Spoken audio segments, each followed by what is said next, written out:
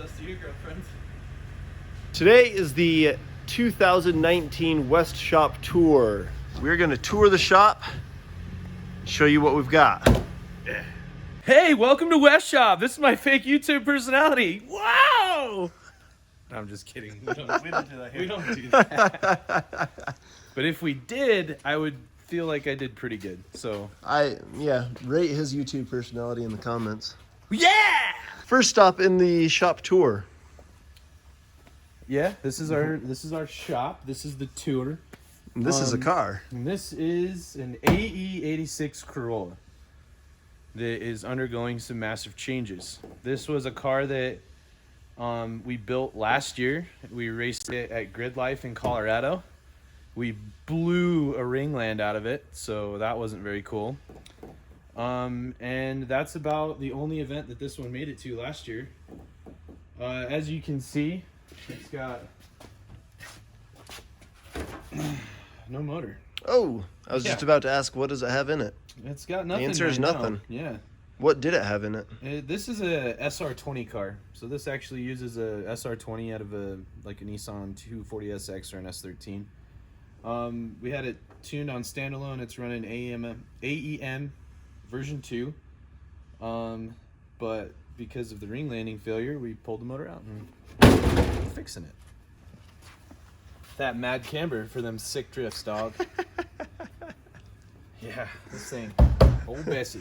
Give us a few months and this thing will be really looking good. Now, when I hear Corolla, I think like... No, not the kind your mom drives, man. Okay. This is the pinnacle of Toyota Motorsports. So it's the kind your stepdad drives. Yeah, stepdads drive these ones. It's a rear-wheel drive Corolla, right? Yeah, The only one they made? Rear-wheel, no, they didn't, no. This is the last rear-wheel drive Corolla that they made, actually. And this is like kind of a cult following with like Initial D anime and drifting and stuff like that. So maybe... So this is the OG. Yeah, like a legendary something or other. If late 90s Econobox crap machine can be a legendary vehicle, then this is it. This is it. Late 80s. I hope to one day go back and watch this video and be able to understand everything that is said. Mitchell's learning. One of our drifty bumpers that's getting fixed. It's got a bit of a crack in it. Yep. With some resin drying in there right now. Some D-Max body kits there. This is the Datsun 521. It's got some front end suspension doohickeys in there. That's the technical term. Coilover conversion. It's also got a 4-link rear end, fuel cell, all that stuff mounted. CA18 in there. This is what we would consider a project that's been handed down through the generations. Currently, we're the 4th owner, and we will be the ones to finish it finally. Fun fact, I was going to buy this car from Anthony, but then... That is fun, Dan. Thanks. It is fun. The more you know. But I decided to buy a different one, which will be a future project on this channel if you stay tuned. Yeah, you got to stay tuned, though. Duh. Now, this guy, this is... Is this a looker? Yeah, this is my hot rod. Kind of, for people that don't, follow drifting or necessarily any of that stuff, generally speaking, we have a pretty decent off-season. Can start, we're in the, what would you consider Utah? The West, I guess?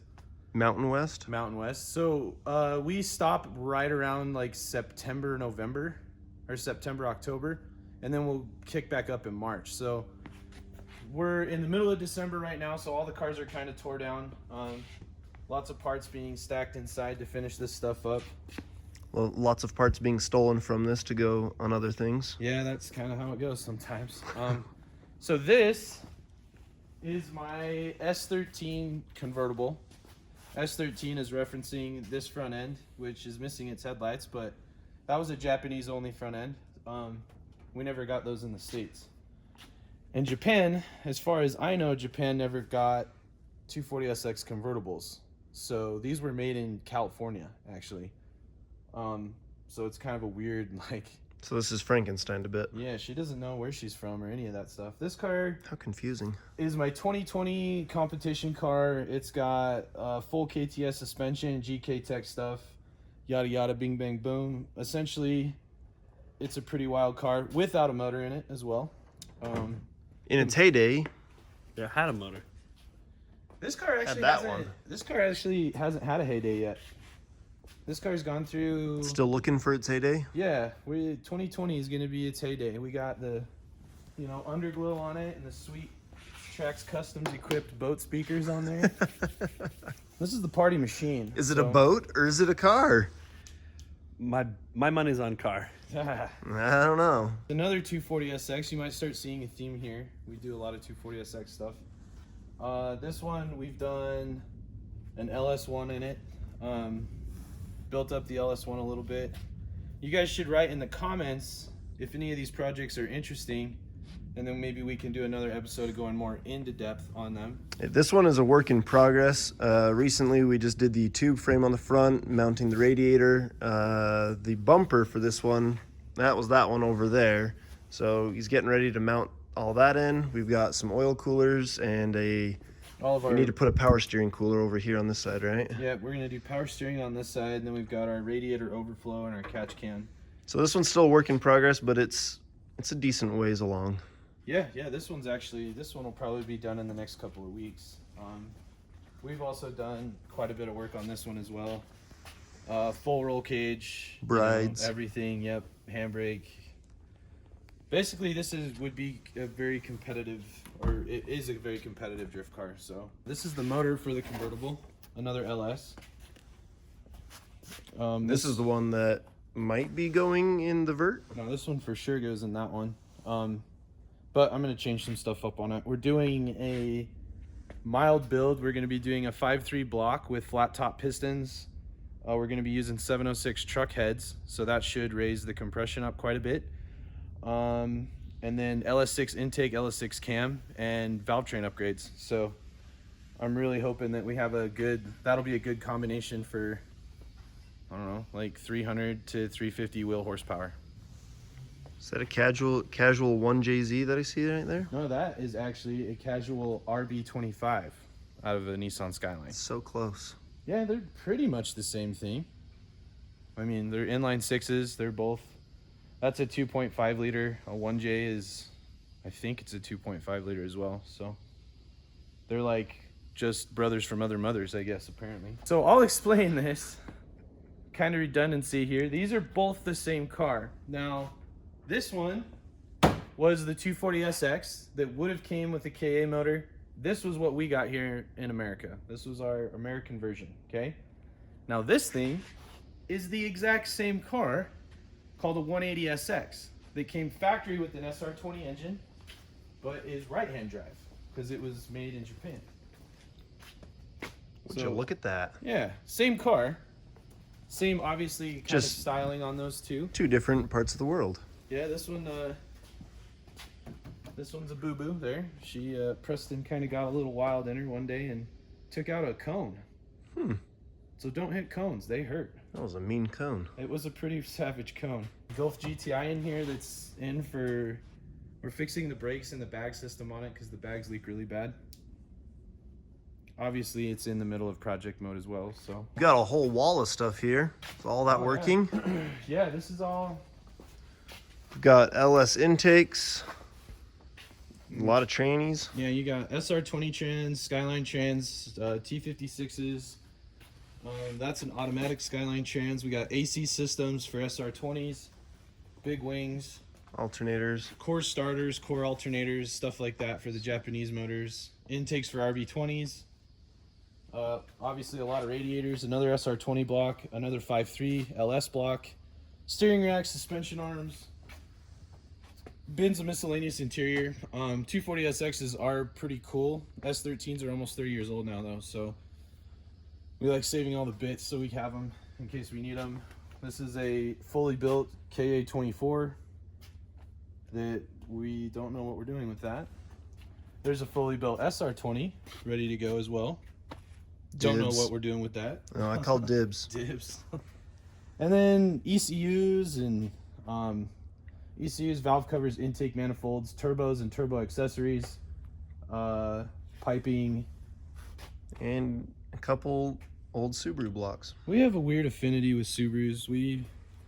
All of us drive an old Subaru. I actually made Dan and Mitchell both buy old Subarus as well. He forced me. It was a requirement to start the channel. At gunpoint.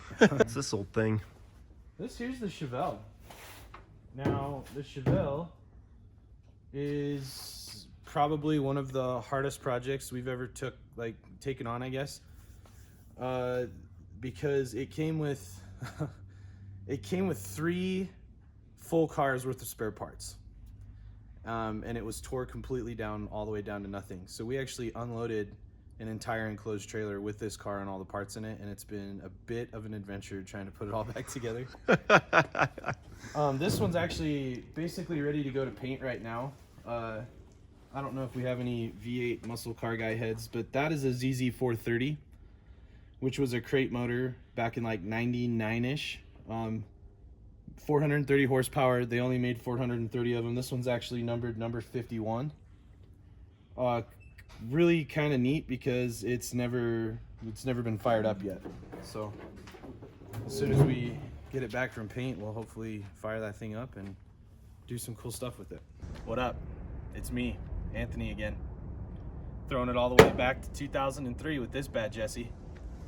This is the Fast and Furious Special 240SX with the molded body kits and the excellent fitment on the wheels. This is called fitment, Mitchell. Here, that is not good. We don't like this. This car obviously has some very neat things, like the JDM tachometer and the super rad bucket seats.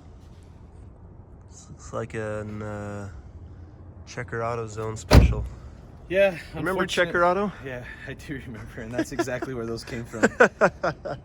This is an unfortunate case of, someone took this car, and it looks like they had good intentions. The execution was not that great. So, TTSV Cadillac that we're just putting a motor in. Another 240SX. I'm seeing a pattern. Yep.